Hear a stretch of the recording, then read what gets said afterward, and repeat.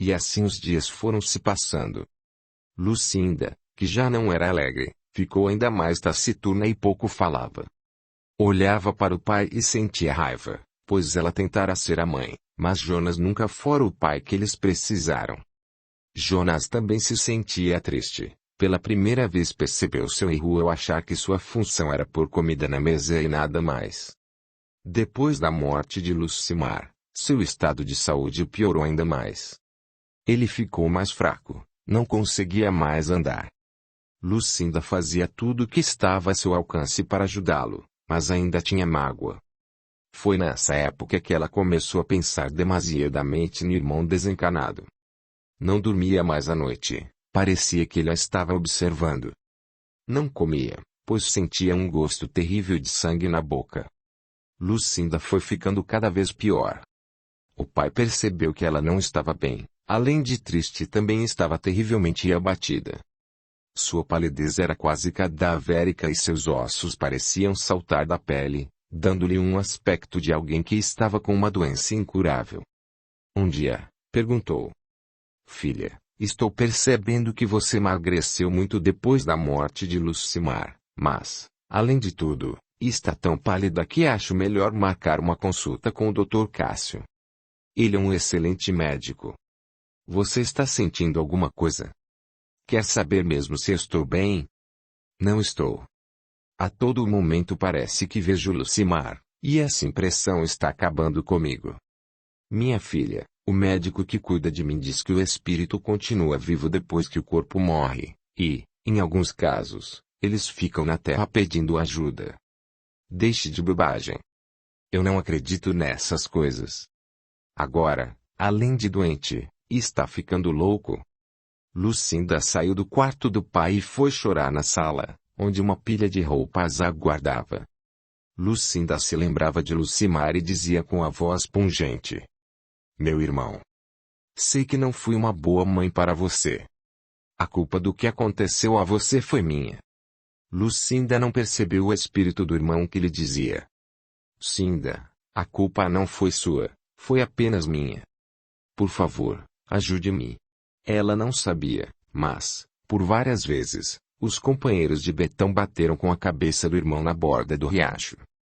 Isso fez com que o rosto de Lucimar ficasse ferido, além de seus dentes terem cortado sua língua. Ligado a um grupo de drogados, ele só pensava em se vingar dos seus assassinos. Não esquecia de Betão e parecia ainda ouvir suas gargalhadas. Conforme seu ódio aumentava, sua boca sangrava muito, e seu rosto parecia inchar. Ele mal conseguia abrir os olhos. Ele percebeu que a irmã não o ouvia. Sentiu mais ódio de seus algozes e decidiu o que faria com cada um deles. Começou a arquitetar um plano para se vingar daqueles que tinham lhe tirado a vida, afinal, ele ainda tinha uma vida inteira pela frente. Olhar para Lucinda o fazia melhorar, e até mesmo o gosto de sangue em sua boca parecia diminuir. Mas o sentimento de vingança não melhorava, pelo contrário, ele pensava: aqueles malditos vão me pagar. Assim vão. Eles vão saber que agora estou morto e a culpa é deles. Pagarão muito caro pelo que me fizeram. Naquela mesma noite, Lucimar foi ao barraco de Betão e o encontrou com seus comparsas esquematizando um plano para roubar o banco da cidade. Betão dizia: Cacau, você vai arranjar um carro. Um pouco antes do assalto, ficará na esquina do banco como quem não quer nada. Eu e Negão entraremos como se fôssemos clientes. Borba entra um pouco depois e quando estivermos no caixa eu anuncio o assalto. Borba deve pegar um cliente como refém. Sairemos com as bolsas cheias, levaremos o refém conosco e, quando estivermos longe da mira da polícia, deixaremos o refém na estrada. Nada de aterrorizar a pessoa, pois não estaremos lá para matar ninguém. O que queremos é o dinheiro, e não colecionar mortes nas costas. Já chega aqui tivemos de acabar com companheiros traidores. E a que horas será o assalto? Perguntou Cacau. Na hora do almoço. Nessa hora não tem ninguém no banco e tudo será mais fácil. Lucimar ouvia o plano de Betão e, a cada palavra, sentia seu rosto queimar de ódio. Novamente começou a sentir a falta de ar, a mesma que ocasionara sua morte. Como ele estava muito próximo de Betão, este logo começou a sentir os mesmos sintomas de Lucimar, ao mesmo tempo em que empalidecia. Cacau foi o primeiro a perceber, e disse: "O que há, mano? Está ficando amarelo só de pensar no assalto." "Claro que não, imbecil. Eu não sei o que me deu, não estou me sentindo muito bem." "Então vamos deixar para outro dia. Um assalto já não é fácil, e doente é bem pior." "De jeito nenhum," gritou Betão colérico. "Hoje é o dia em que o carro blindado vem à cidade. Pelas informações que temos, fica tudo ajeitado para que o carro forte pegue o dinheiro e leve para o Banco Central. Se passar de hoje, só na semana que vem, e eu estou precisando de dinheiro para hoje à noite." "Mas já está melhor?" "Ainda não, mas vou ficar, portanto, vocês sabem muito bem o que devem fazer, cada um na sua função, e nada dará errado." Lucimar ouvia e sentia o ódio em seu coração aumentar vertiginosamente. Ao se aproximar de Betão, ele percebeu que este sentiu os mesmos sintomas que ele. Disse sorrindo: "Olha aqui, seus calhordas, vocês não vão conseguir, pois acabaram com meu corpo, mas eu estou aqui para me vingar." A cada aproximação de Lucimar, Betão sentia-se mal. Lucimar sorria e vibrava de prazer. Assim, o espírito resolveu esperar até a hora do assalto para acompanhá-los. Faria tudo dar errado, sua excitação era grande. Ele dizia: "Olhar aí, meus brothers, vão acabar se machucando, pois vou acabar com vocês." Um vulto de mulher se aproximou dele e se fez ver. Com um olhar compassivo lhe disse: "Meu filho, deixe o ódio para trás, não vê que esse sentimento está lhe fazendo mal? Esqueça isso, procure perdoar seus algozes e verá como vai se sentir melhor." Lucimar, olhando irritado para a mulher, vociferou: "Quem é você para vir aqui me ditar regras de como comandar meus sentimentos? Com certeza não sabe o que eles me fizeram, se soubesse iria me apoiar." "Eu sei sim, meu filho, sei que você perdeu seu corpo de carne por causa deles.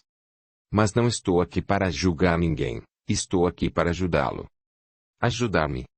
Se quisesse me ajudar não estaria me dizendo isso. Eu tinha uma vida inteira pela frente.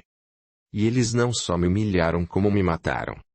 A figura olhando para Lucimar compassivamente respondeu em tom brando: "Vejo que você está equivocado, ainda tem muito a aprender." "Eu não tenho de aprender nada. Tenho de me vingar, isso sim." "Meu filho, há muita coisa que você precisa aprender, e uma delas é que a morte não existe." Nesse momento, Lucimar passou a gargalhar. Olhava a bela figura e os rapazes, que continuavam tecendo planos. Em tom sarcástico, ele emendou: "Se a morte não existe, como me explica o que aconteceu?" "Filho, o que realmente estou dizendo é a mais pura verdade. Vamos por partes. Se realmente a morte existisse como fim de tudo, o que estaríamos fazendo aqui neste exato momento? Não estaríamos entregues ao total esquecimento. Mas, pelo que vemos, você continua existindo, vivendo em outra dimensão da vida, nutrindo os mesmos sentimentos de quando ainda estava em seu corpo de carne. Portanto, como pode ver, a morte é apenas uma ilusão, que acompanha muitos no período pós-transição. Não se entregue ao desespero. Procure adquirir conhecimentos básicos sobre o espírito. Assim perceberá que esses rapazes, por mais que tenham tentado acabar com você, não conseguiram fazê-lo por completo, pois você ainda está vivo." "Então quer dizer que sou um espírito?" "Sim, meu filho. Todos somos espíritos imortais, o que verdadeiramente morre é o corpo de carne. O espírito se desprende do corpo físico e volta ao seu estado espiritual, ou seja, o homem é formado por espírito e matéria. Espírito é o princípio inteligente do universo, ou podemos ainda dizer que é o princípio da inteligência marcado pela sua individualidade. Todos somos espíritos, um dia habitando num corpo de carne, noutros não. E é o que está ocorrendo conosco neste exato momento, não estamos vivendo em um corpo de carne. Portanto, Lucimar, entenda, O que morreu foi sua matéria, seu corpo de carne, mas seu espírito continua ativo, pensando, sentindo igualmente quando estava na matéria. Mas quem é você e o que quer comigo? Quem eu sou não importa, apenas saiba que eu lhe quero muito bem. Deixe isso e venha comigo, garanto que será bem mais feliz. Não. Esses cretinos acabaram com a minha vida. Não vou perdoá-los. Vou destruí-los. Vingança não vai fazer você voltar a viver como antes. É melhor perdoar e procurar viver melhor, pois Jesus, enquanto esteve na terra, exortou os seus seguidores a perdoar. Lembre-se de que ele disse que quando baterem na sua face direita, você deve oferecer à esquerda. Isso nunca. Não vou perdoar esses desgraçados que arruinaram minha vida. Eles vão me pagar, não deixarei nenhum deles sair ileso da minha vingança. Perdoar é um dom que Deus deu a todos nós, pois somos suas criaturas, feitas à sua imagem e semelhança. Se continuar com essa ideia fixa, vai se machucar ainda mais. Já pensou se Deus se vingasse de nós? Não restaria ninguém para contar a história. Ele age diferente. Pede que nos arrependamos de nossos atos errados e voltemos atrás.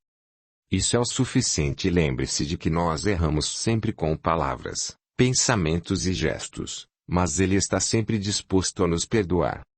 O ódio faz mais mal àquele que o sente. Enquanto você está pensando cegamente em se vingar, está se machucando cada vez mais porque não consegue esquecer o que lhe fizeram. Mas, afinal, quem é você que se julga no direito de vir aqui me dar lição de moral? Olhe melhor para mim, meu filho, respondeu a mulher com alvas túnicas e um olhar compassivo. Sou sua mãe, e como tal me sinto no direito de ajudá-lo. Mamãe. Qualquer uma poderia dizer que é minha mãe, pois tenho vagas lembranças de minha mãe. Nem sei como era, portanto, peço que me deixe em paz. Sou eu mesma, meu filho. Desencarnei em precárias condições, mas graças ao amor divino estou aqui para ajudar meu filho caçula. Não sei se devo acreditar. Filho. O meu amor por você continua sendo de uma mãe interessada, portanto, mesmo que você não acredite, sou sua mãe. Pois bem, meu filho, tenho o tempo que quiser para averiguar se estou dizendo a verdade ou não. Vou ajudá-lo. Talvez você nunca tenha visto uma fotografia minha enquanto estava encarnada, mas você pode influenciá-lo sim a remexer na caixa de fotografias da família, e lá encontrará uma em que estou segurando você no colo. Lucimar sentiu-se envergonhado por estar duvidando da mulher, mas preferiu manter-se firme em suas dúvidas. A mulher desapareceu deixando um leve perfume no ar. O moço pensou indignado. Minha mãe, essa é boa. Imagine que minha mãe estaria aqui somente para me ajudar.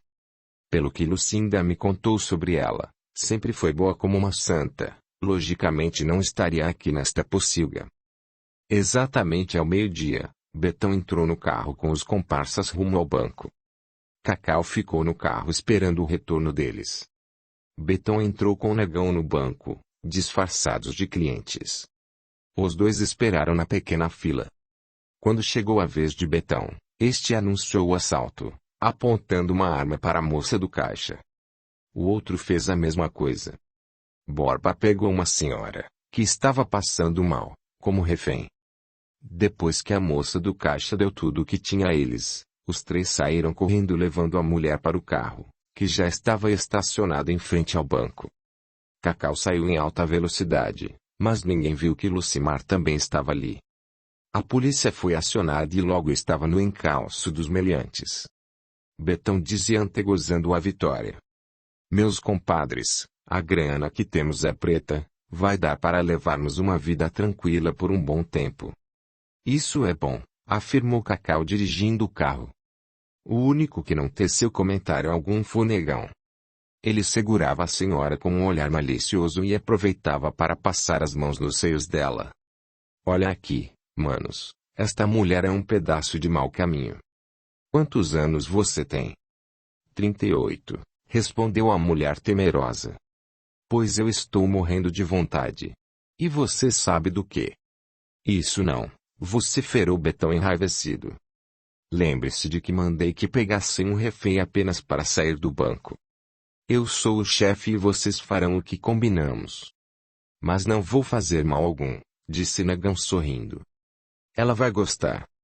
Não, gritou Betão, não permitirei que você faça qualquer coisa com essa mulher.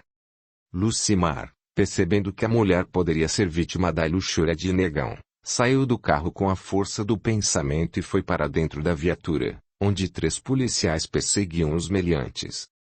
Lucimar disse em voz alta. Vão logo, eles estão querendo estuprar a mulher, eles estão na estrada do Engenho Velho. O policial, que dirigia a viatura a esmo, recebendo a intuição disse. Já sei onde eles podem estar. Na estrada do Engenho Velho. Somente caminhões de cana passam por lá. Eles são espertos, sabem que todas as saídas da cidade estão sendo observadas. Isso mesmo. Vamos até lá, disse um dos policiais. Vamos por aqui, falou Alvarenga, o motorista. Há um atalho que quase ninguém conhece. Vamos chegar a tempo de pegar esses malandros.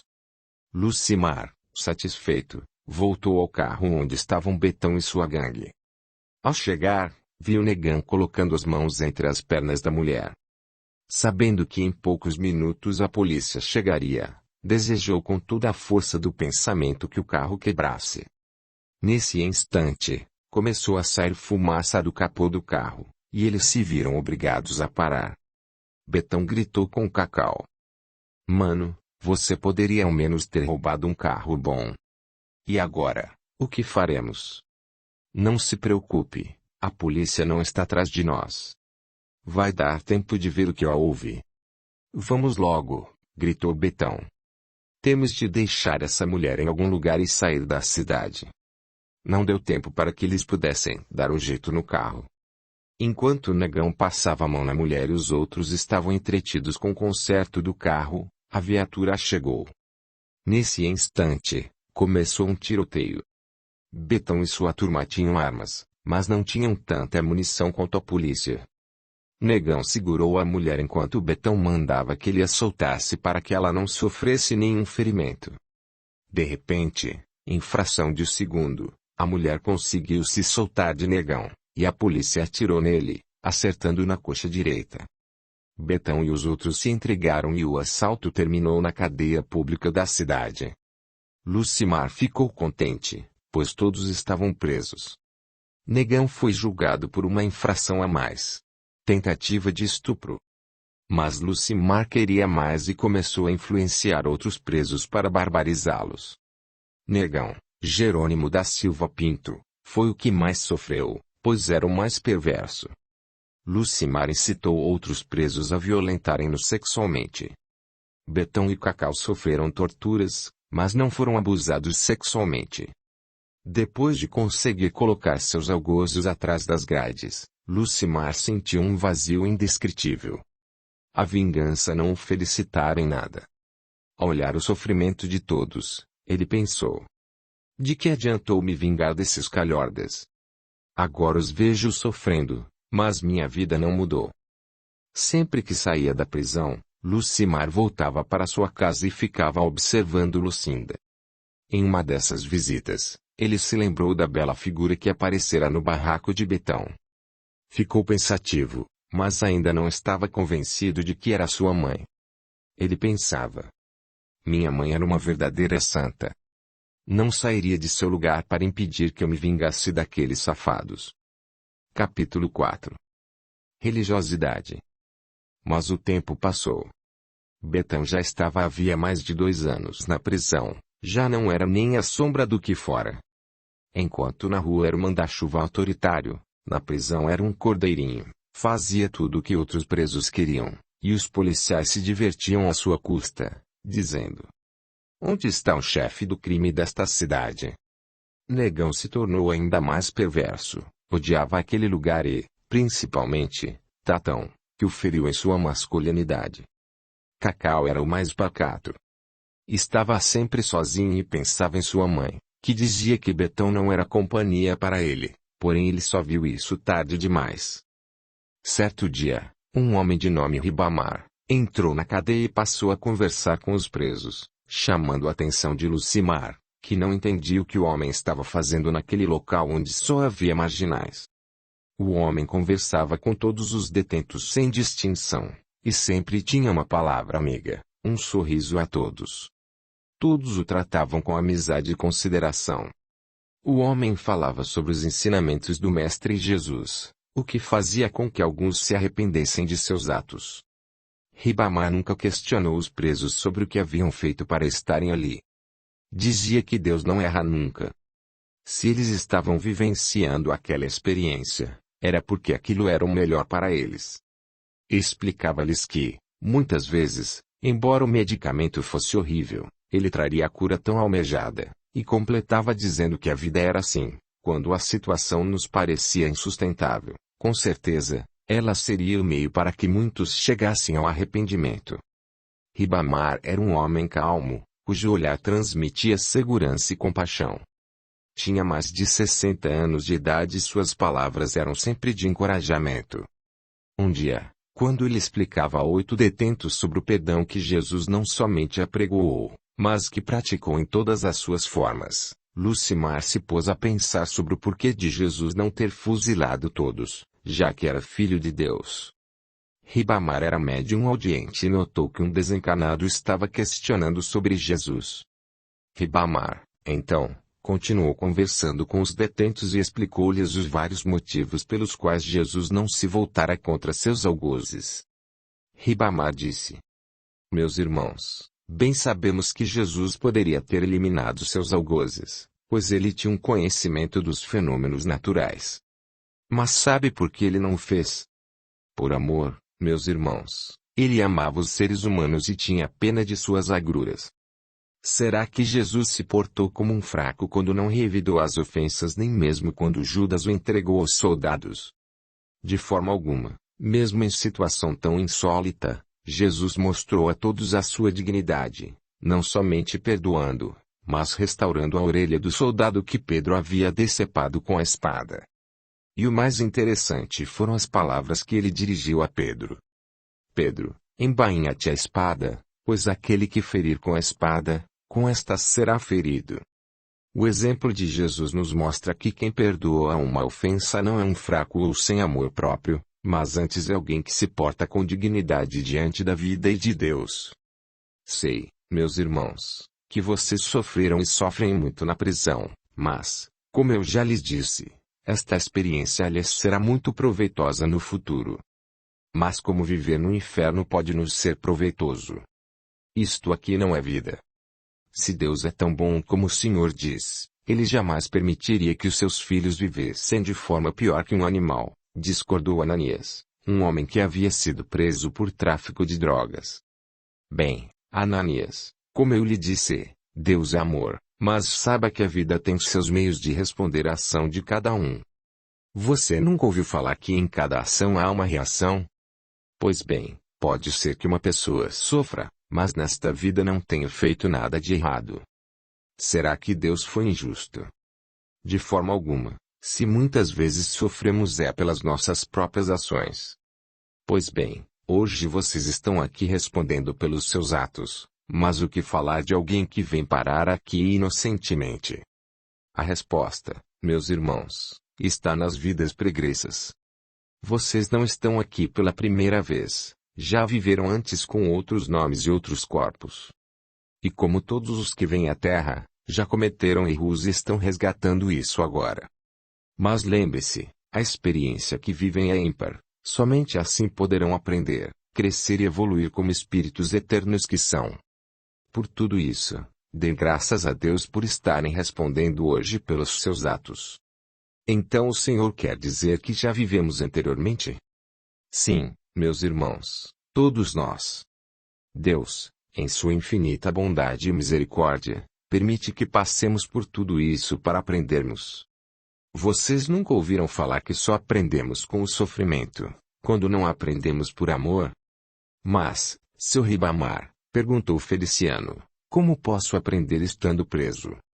Meu filho, a prática do amor consiste, muitas vezes, em perdoar, praticar a caridade.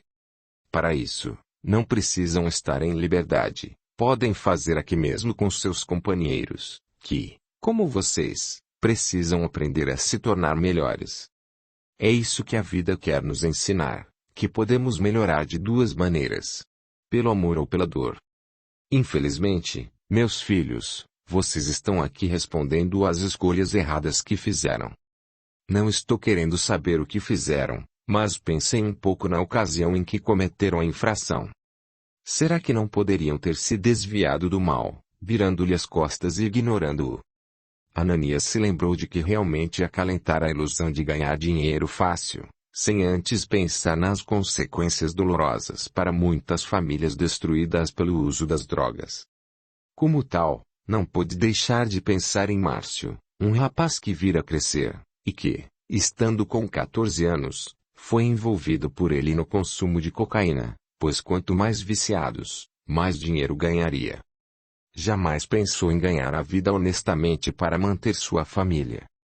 Finalmente ele disse: pensando bem, o senhor tem razão, seu Ribamar. Veja o meu caso, antes de me iludir com o ganho fácil, eu trabalhava como pedreiro. Minha vida era modesta, mas eu tinha a consciência tranquila. Vivia em paz com minha esposa e meu filho. Mas olhe agora o que consegui com o tráfico de drogas. Tudo o que ganhei foi gasto com advogados. Depois que o dinheiro acabou, Luísa, não tendo mais o que vender, fui obrigado a solicitar a ajuda de um advogado do Estado. Hoje vivo aqui, esquecido, há 4 anos. No começo, minha esposa vinha me ver, mas hoje ela me manda cartas dizendo que está trabalhando como faxineira para sustentar nosso filho Ageu, de 6 anos. Estou aqui porque escolhi o caminho mais fácil de ganhar dinheiro.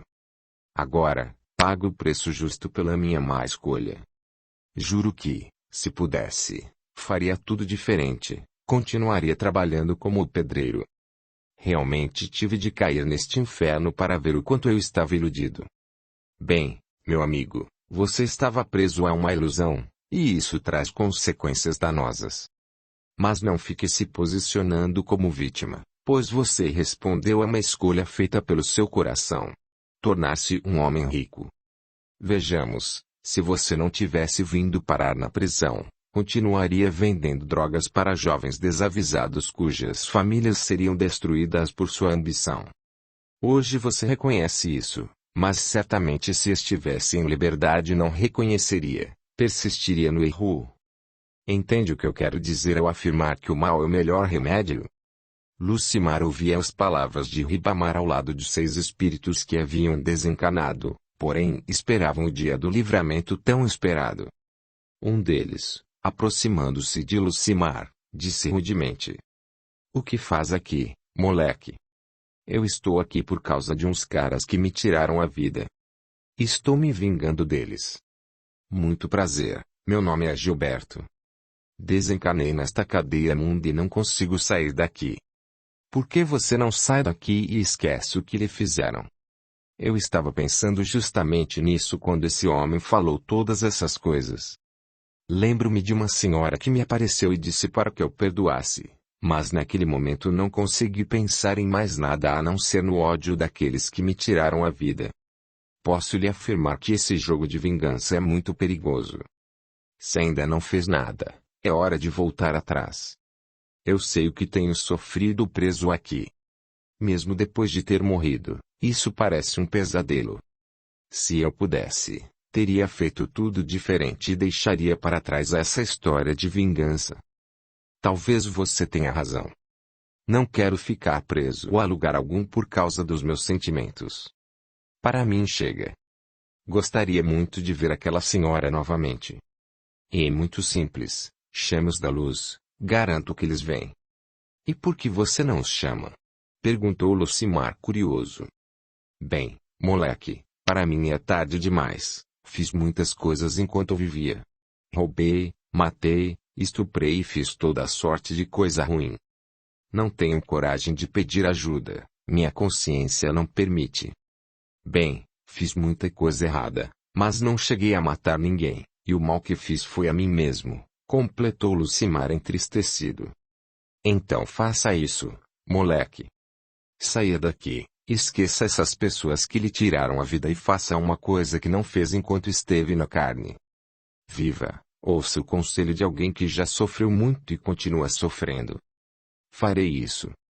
Meu nome é Lucimar. Quando eu tiver resposta a todas as minhas perguntas, virei procurá-lo. Não precisa, moleque. Meu caso está perdido, nem mesmo Deus poderá me ajudar. Não. Eu lhe prometo que, se receber ajuda, volto para buscá-lo.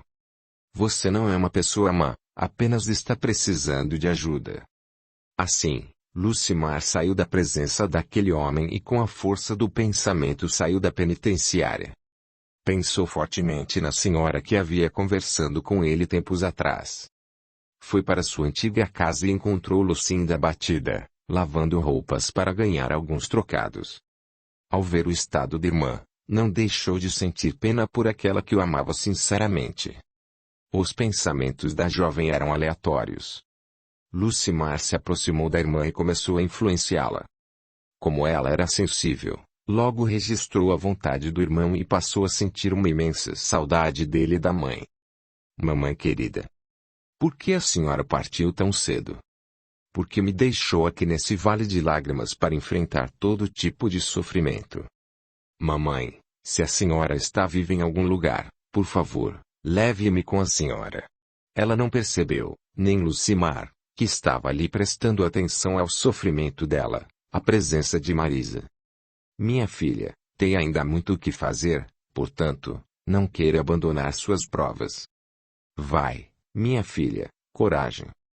Estarei sempre ao seu lado, inspirando-lhe bons pensamentos e determinação para você enfrentar as agruras da vida. Lucinda sentiu o perfume floral que a mãe usava. Começou a soluçar. Lucimar disse para a irmã. Lucinda, vá até a caixa de fotografias e procure umas fotos de nossa mãe. Lucinda, depois que terminou de colocar a roupa no pequeno varal, entrou e preparou o almoço. Depois de algum tempo, começou a pensar na mãe novamente. Sentiu uma tristeza invadir-lhe o peito e se lembrou que havia uma caixa com fotografias antigas em seu guarda-roupas. Não se dando conta de que estava sendo observada, pegou a caixa e começou a se lembrar do tempo em que a mãe era viva e o quanto havia sido feliz em sua companhia. Pegou a fotografia de uma mulher jovem sentada que carregava um menino de aproximadamente 6 meses. Parou para olhar a fotografia e logo se pôs a chorar. A mãe carregava a Lucimar, de 5 meses e meio. A moça chorava copiosamente. Ao seu lado, Lucimar também chorava por ter reconhecido a mulher que havia falado com ele. Em desespero, percebeu que aquela era sua mãe. Com o coração oprimido, continuou olhando as outras fotografias, inclusive a que havia atirado no colégio, quando estava na primeira série ensino fundamental. Por que fui escolher esse caminho? Tudo seria mais fácil se eu tivesse sido como o Lucas, estudado e arranjado um emprego. Mas não. Fui me envolver com aqueles pilantras da turma do Betão somente para ser aceito pela turma.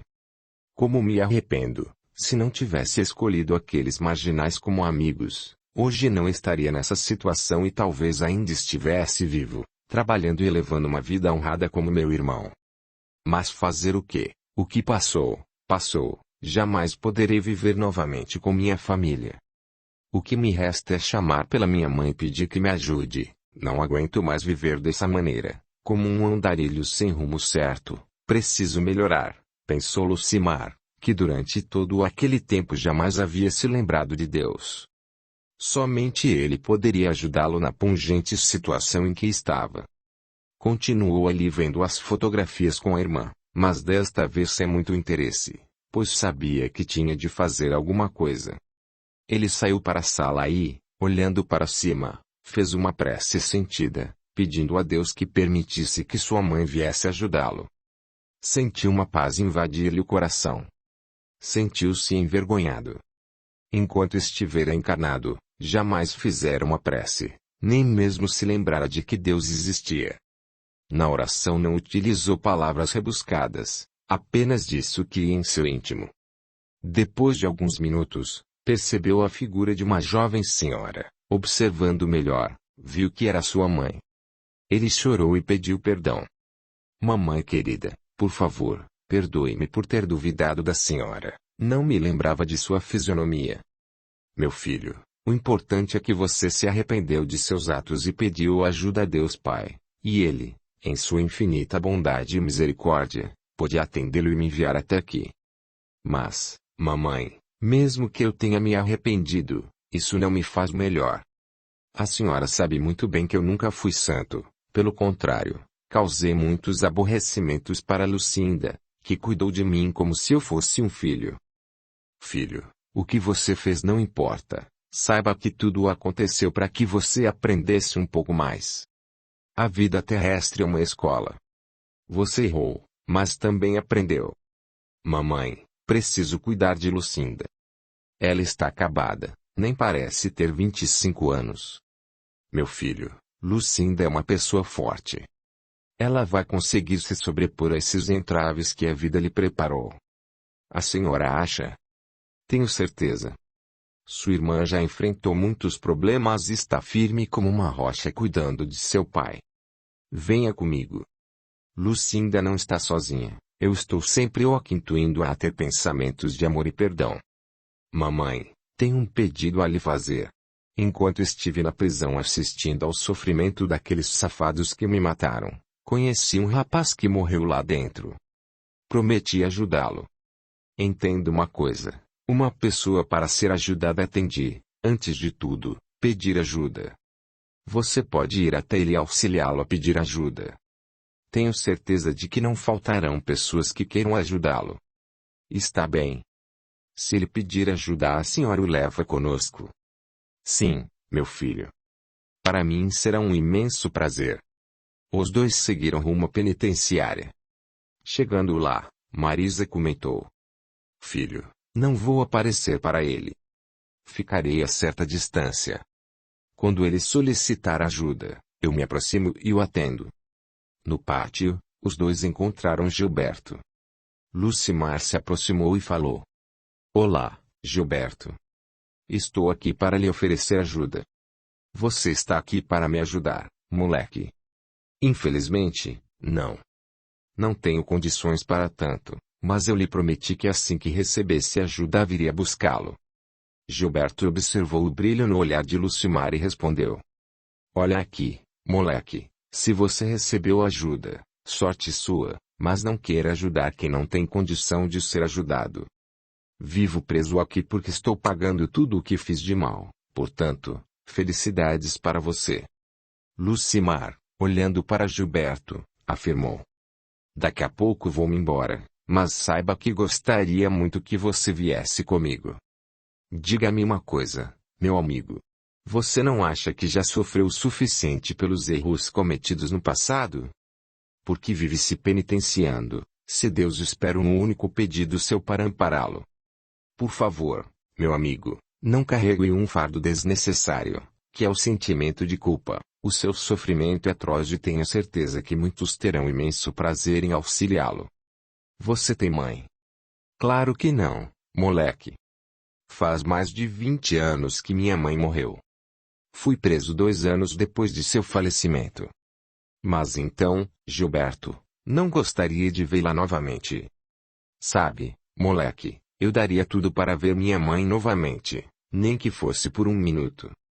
Está vendo, Gilberto? Você é uma boa pessoa.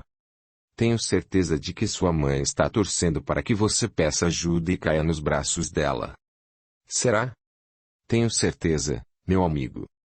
Minha mãe, apesar de todos os meus erros, tentou me ajudar de todas as maneiras. Tenho certeza de que sua mãe deve estar fazendo o mesmo.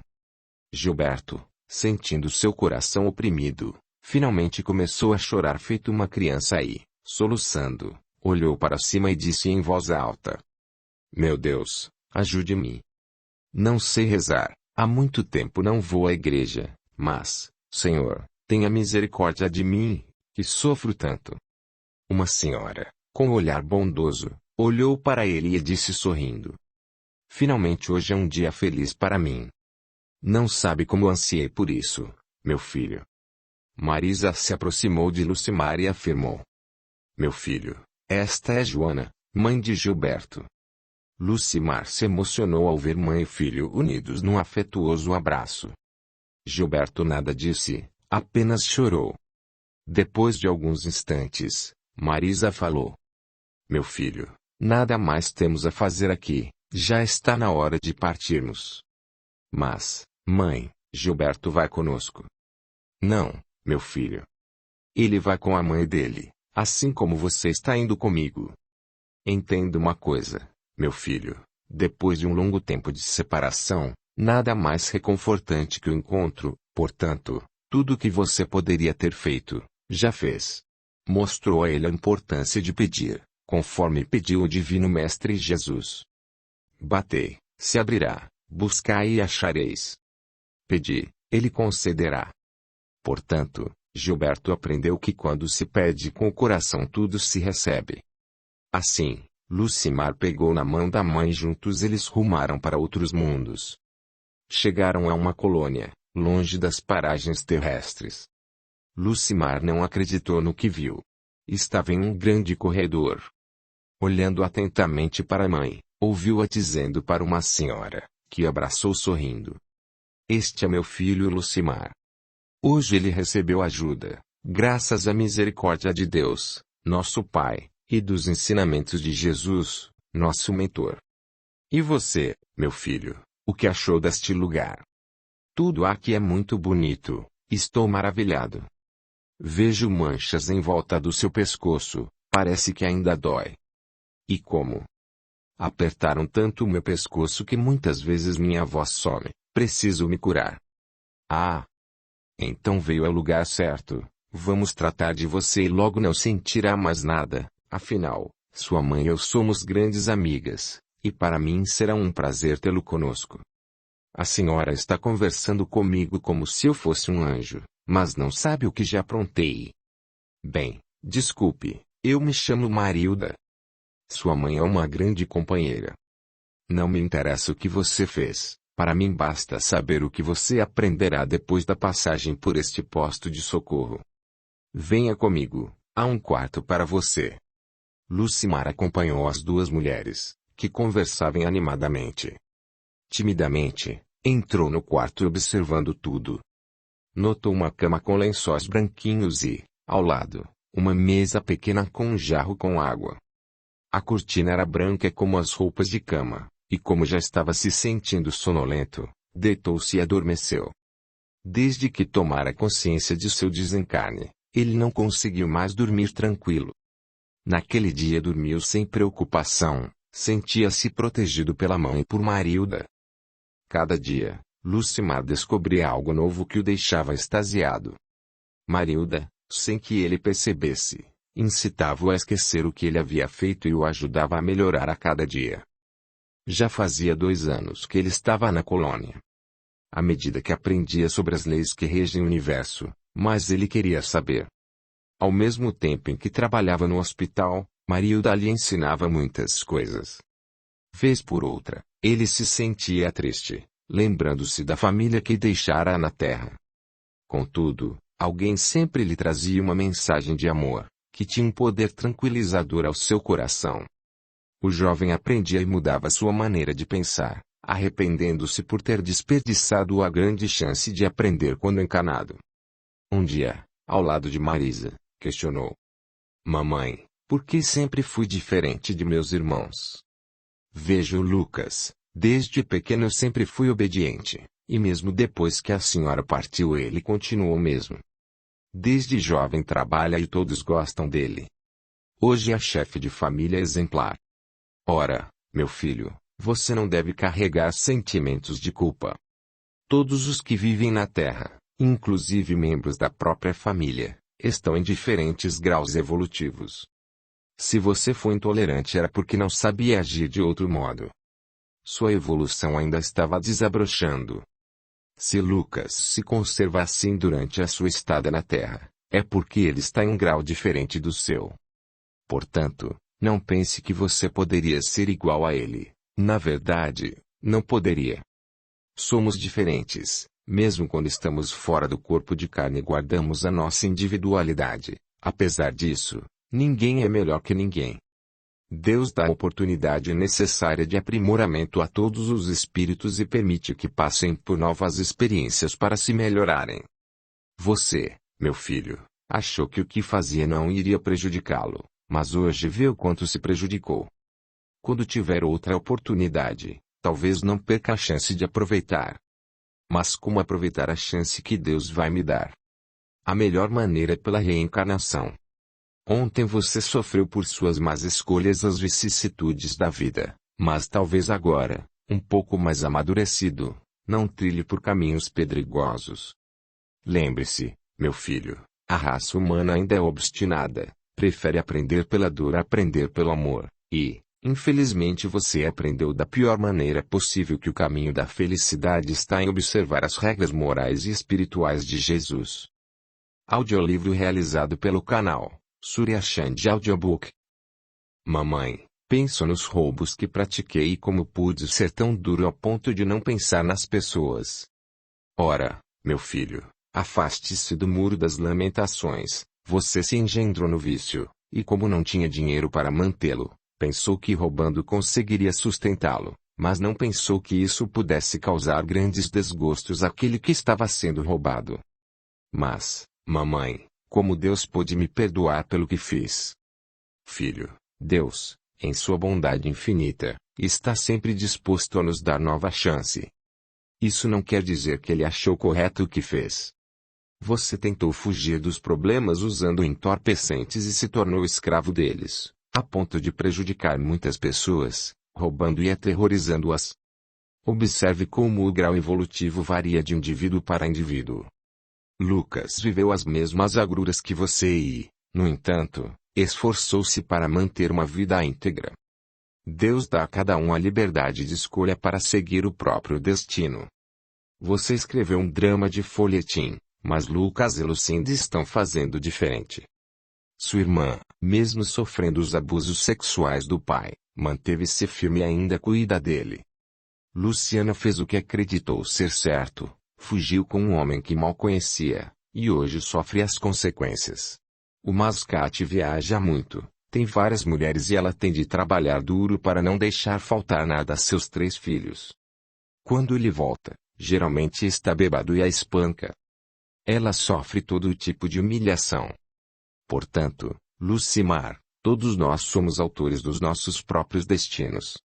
Digamos que a vida é um belo campo e nós somos os trabalhadores. Nossos atos são as sementes. Se lançamos boas sementes, colheremos paz e tranquilidade, caso contrário sofreremos as consequências. É mesmo, disse Lucimar. Semeei e tive de colher as consequências. Como me arrependo por tudo, se tivesse outra chance faria diferente. Lucimar, disse Marisa serenamente, Deus sempre dá oportunidades para corrigirmos nossos erros. É por esse motivo que existe a lei da reencarnação. As sementes de ontem não foram boas, mas graças a Deus você pôde entender isso. Depois de um tempo de aprendizado, tanto você como eu teremos a oportunidade de voltar à vida carnal. Esta estada na colônia deve ser aproveitada ao máximo, pois hoje nos ensinam a teoria, logo poderemos colocar em prática, portanto, temos de aproveitar e aprender a semear o amor, a caridade e, principalmente, a fé. Mamãe, preciso fazer alguma coisa para reparar os erros que cometi. Não se preocupe agora. Ocupe seu tempo com os cursos que a colônia oferece. Quando Deus achar que é chegada a hora de você reparar seus erros, fatalmente isso ocorrerá. Lucimar abraçou a mãe disposto a melhorar-se a cada dia, para não errar numa próxima oportunidade. Capítulo 5. Solidão. Lucinda já estava cansada daquela vida. Seu pai passava 2 dias em casa e 1 semana no hospital. As crises de diarreia eram cada vez mais constantes. Quando ele estava em casa, Lucinda se esforçava para seguir todas as recomendações do médico. Ela se sentia sozinha, não tinha notícias de Luciana e Lucas se casara e morava em um outro bairro. Lucimar morrera havia mais de 7 anos. Ela já havia decidido, assim que o pai partisse, que ela seguiria para a capital. Já não sentia o mesmo ódio de antes pelo pai. Ao ver seu estado, muitas vezes sentia a pena daquele que um dia humilhara ao extremo. Ela cuidava do pai banhando-o, administrando-lhe todas as medicações, fazendo a comida e sempre que ele tinha uma crise, ela o levava ao hospital. Se Jonas ficasse internado, ela lhe fazia companhia. Assim era a sua vida.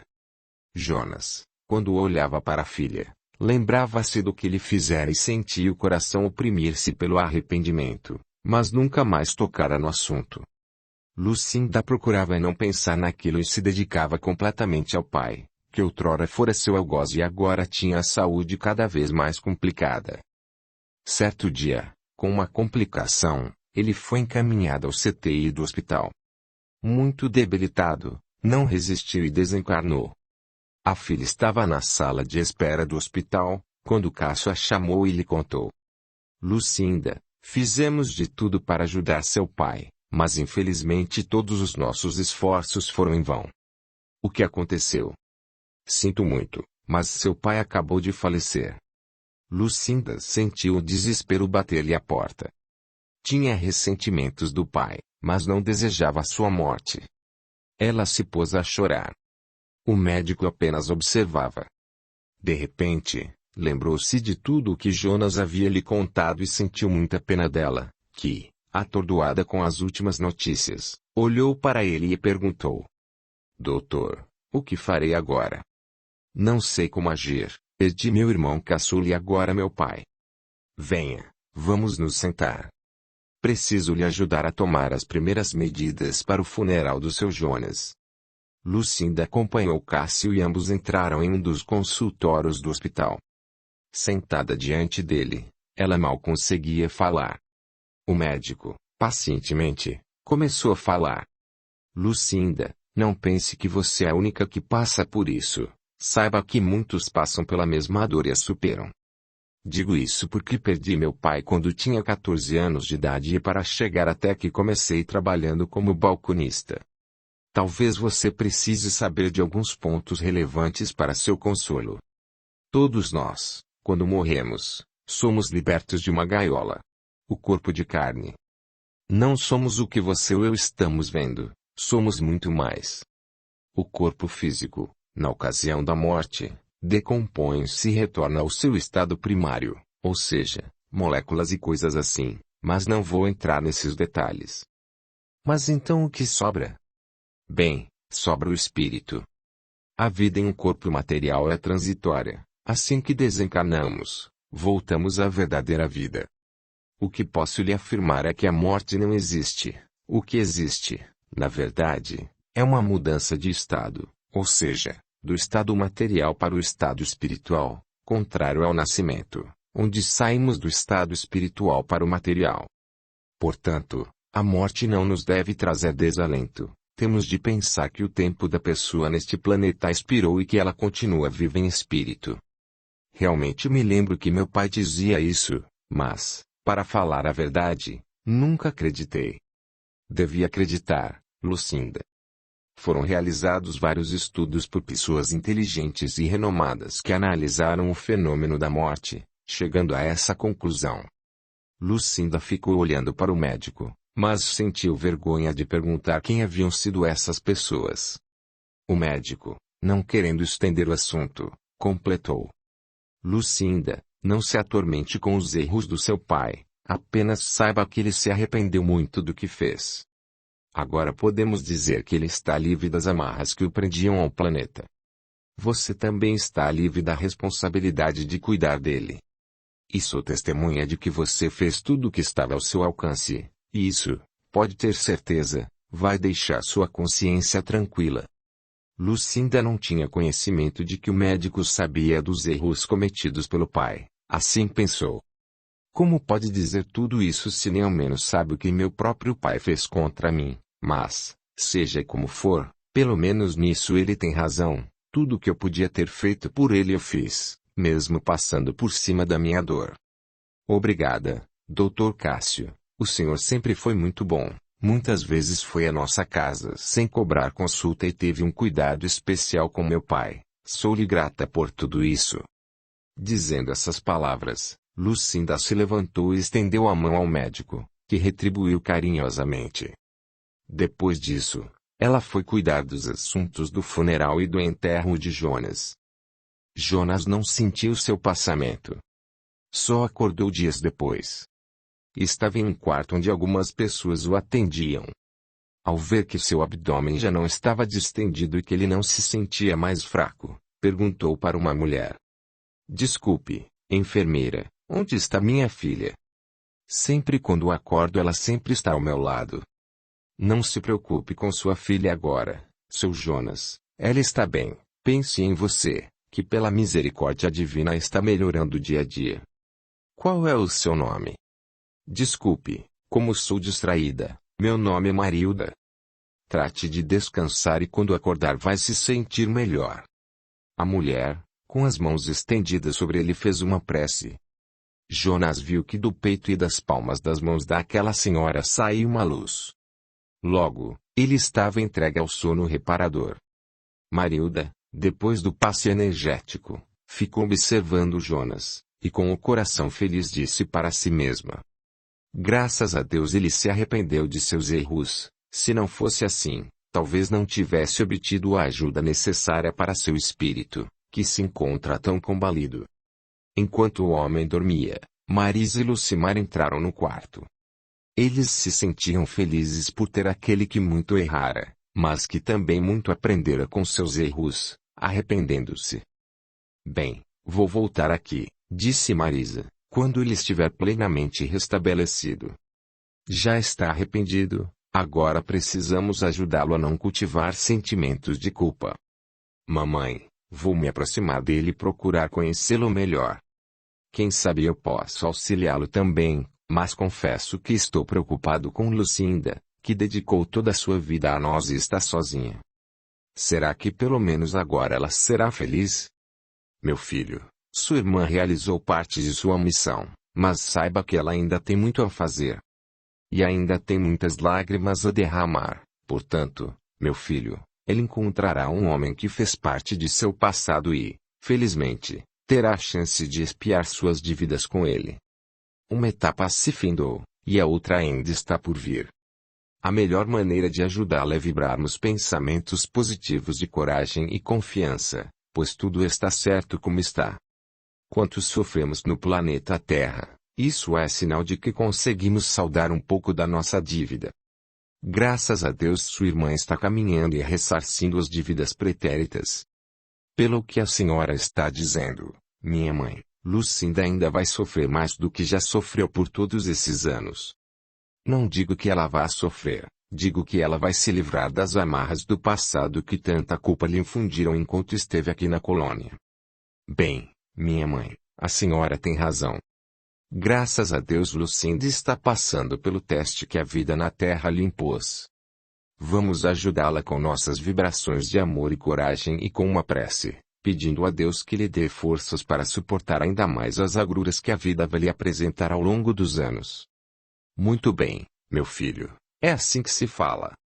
A melhor maneira de ajudarmos a vencer os embates da vida é confiarmos em Deus e colocarmos nele nossa confiança. Mudando de assunto, vejo que está gostando de se sentir útil. E como, mamãe? Nunca pensei que fazer o bem trouxesse tanta felicidade. É como se diz por aqui, meu filho, há mais felicidade em dar em fazer do que em receber. Capítulo 6. Um recomeço. Lucinda sentiu-se sozinha. O que faria da vida? Cumpriu todos os protocolos, conversou com Lucas e disse que estava pensando em ir embora para cuidar da própria vida.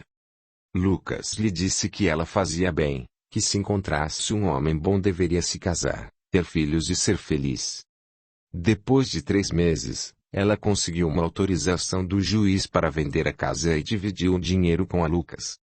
Depois das despedidas, ela embarcou na rodoviária rumo à capital. Lucinda estava com o coração cheio de esperança. Não tinha muitos recursos, mas pensava conseguir um trabalho como empregada doméstica. O dinheiro da venda da casa não era suficiente para comprar um imóvel na capital. Chegando a São Paulo, Ela desembarcou no terminal rodoviário do Tietê e se entusiasmou com o número de pessoas que iam e vinham. Na rua, andou por quase 3 horas à procura de uma pensão para moças. Como estava faminta, resolveu parar em uma lanchonete modesta, pediu um misto quente e um copo de café com leite. Percebeu que um rapaz, do outro lado do balcão, olhava sem parar. Ela o achou interessante, mas logo se lembrou do que a mãe lhe dizia. Nunca converse com estranhos. Assim, resolveu ignorar aqueles olhares. Quando estava terminando o lanche, o rapaz foi em sua direção. Pelo que vejo você não é daqui. Não. Como é seu nome? Perguntou o rapaz habilmente, querendo travar uma conversação com a moça. Por que você quer saber? Bem, é normal conversarmos com as pessoas, mas se você não quer, eu vou respeitá-la. Meu nome é Lucinda. Muito prazer, o meu é Ronaldo. Já sei. Você está a passeio na casa de algum parente. Se quiser, posso ajudá-la a encontrar, afinal, você não tem ideia do quanto essa cidade é grande. Não estou procurando parente algum, estou aqui à procura de emprego. Vim do interior e preciso trabalhar. Em que você trabalha? No momento, eu pego qualquer coisa, pois não tenho onde ficar. Sorte sua. Estou precisando de moças para trabalhar. Se quiser, poderei ajudá-la. Lucinda sorriu feliz. Acreditou que arranjara alguém que podia ajudá-la a enfrentar a vida em uma cidade grande. Em sua inocência, jamais pensara em que o homem trabalhava. Dessa forma, aceitou o trabalho. Ronaldo pagou a conta de Lucinda e foi até a esquina para chamar um táxi, pois seria difícil pegar ônibus com sua mala. Dentro do carro de aluguel, Ronaldo, satisfeito, disse a Lucinda. Bem, a princípio você não terá de trabalhar, mas depois, quando estiver ganhando dinheiro, terá de me dar 30% de tudo o que receber. Mas que tipo de trabalho o senhor está me oferecendo? Logo saberá, confie em mim. Sou um homem honesto e quero ajudá-la. Os dois não perceberam que o motorista do carro de aluguel estava ouvindo a conversa. O homem, que permanecia calado, pensava. Canalha, enganando uma pobre moça como essa. Garanto que ela veio do interior e não sabe que terá de se prostituir para dar dinheiro a esse gigolô miserável. Se eu tivesse oportunidade, falaria para ela não confiar nesse homem de fala mansa. Ele vai acabar com a vida dela sem dor nem piedade. E assim o chofer estacionou o carro diante de uma velha casa, na zona leste da cidade. Ao descer do veículo, Lucinda ficou esperando que Ronaldo pagasse o motorista.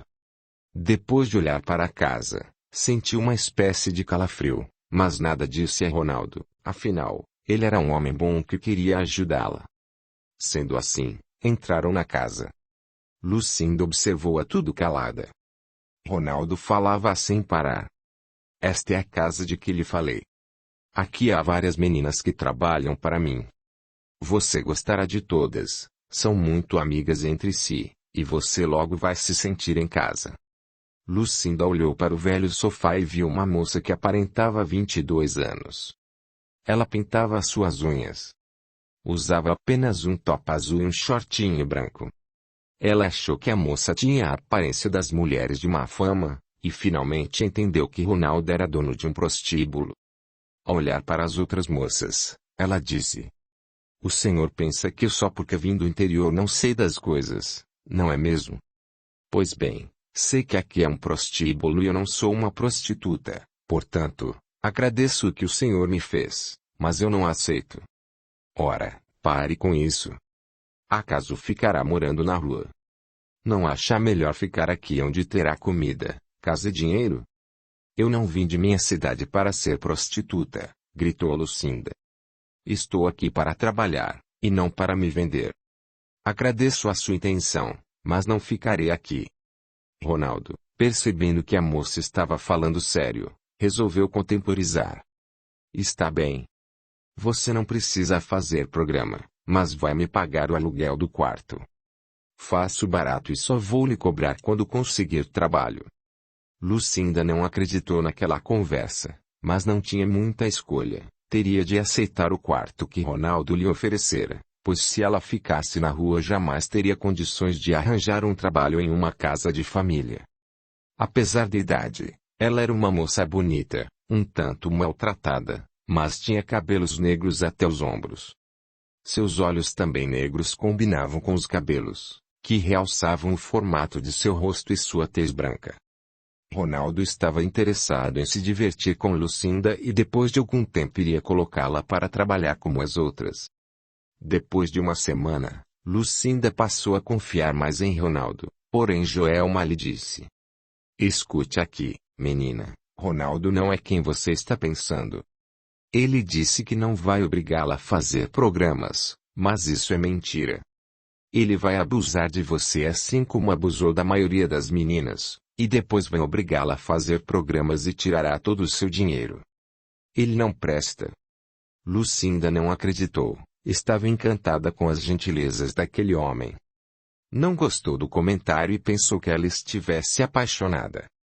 Ignorando os conselhos da moça, que se mantinha presa a ele por questões financeiras, decidiu ficar longe dela. Contudo, Lucinda descobriu estar apaixonada por aquele homem que ela mal sabia quem era e o que fazia, além de explorar as garotas. E assim o tempo foi passando. Durante o dia, ela saía em busca de trabalho, à noite, quando chegava, tinha de pagar pela comida. No começo, pagava de imediato a comida, mas depois que o dinheiro acabou, ela começou a comer fiado. Ronaldo, a cada dia, sentia-se mais feliz, pois sabia que ela estava em suas mãos. Certo dia, quando ela acabou de jantar e entrou em seu quarto para tomar um banho e descansar, Ronaldo bateu à porta. "Ronaldo, a princípio não gostei muito de você, mas com o tempo descobri que você é bom e confesso que estou apaixonada. Então posso alimentar esperança por você?" "Sim." Lucinda se aproximou e enlaçou seu pescoço. Os dois se beijaram demoradamente. Depois de alguns instantes, estavam se amando. Ronaldo se portou como um homem apaixonado, o que deixou Lucinda ainda mais iludida. "Ronaldo, por que não abandona este negócio? Veja a situação dessas moças. Bebem muito para vender mais bebidas, se vendem e muitas nem se sentem seres humanos. São apenas objeto de prazer de homens desconhecidos e nojentos. Não posso fazer isso, esse é meu meio de vida. Saiba que não obrigo ninguém a ficar aqui, se ficam é porque não têm coragem de trabalhar com outra coisa. Sou apenas um comerciante, elas é que colocam o corpo à venda. Mas isso não é direito. Pense um pouco, se você tivesse uma filha nessa situação, que passasse a noite bebendo, sendo usada por homens e dormindo quase o dia inteiro, será que seria feliz? Lógico que não. Mas elas não são minhas filhas e eu sou apenas um homem de negócio, por sinal muito rentável. Está bem, mas saiba que eu jamais farei isso. Amo você, mas jamais vou me deitar com homens desconhecidos, entendeu?" "Claro que sim. Você é minha e eu jamais suportaria a ideia de vê-la em outros braços que não os meus." Lucinda sorriu feliz, pela primeira vez em sua vida sentiu-se amada. Passou a receber Ronaldo todas as noites em seu quarto. As moças do prostíbulo tentaram avisá-la, porém ela se recusou a ouvi-las.